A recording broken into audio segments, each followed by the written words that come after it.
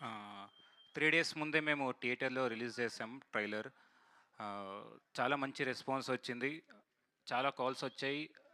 నేను అన్‌ఎక్స్‌పెక్టెడ్ ఏంటంటే విజువల్ బావుంటుంది, మ్యూజిక్ బావుంటుంది అనుకున్నా గానీ, చాలామంది సౌండ్ డిజైన్ గురించి మాట్లాడుతున్నారు.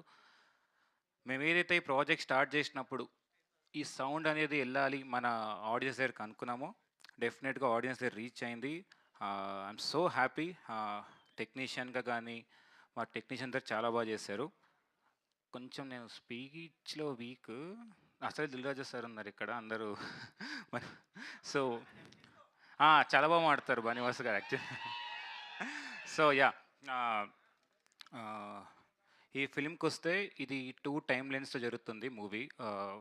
90స్‌లో ఒక స్టోరీ ఉంటుంది. అండ్ ఎర్లీ 2000లో ఉంటుంది స్టోరీ ఇంకోటి. మీకేంటంటే ఎంత అథెంటిసిటీ ఉంటుందంటే 90స్‌లో మేము 2 స్ట్రోక్ బైక్స్ వాడాం. అండ్ ఎర్లీ 2000స్‌లో 4 స్ట్రోక్ బైక్ వాడాం. అంటే సౌండ్‌గానే కాదు విజువల్‌గా వచ్చినా కూడా ఆ ఎరాని రీక్రియేట్ చేసాం బైక్స్ అవన్నీ. మొత్తం బైక్స్‌ని రీక్రియేట్ చేసి అది మీకు ఆ స్క్రీన్ మీద చూపడానికి చాలా ట్రై చేసాం.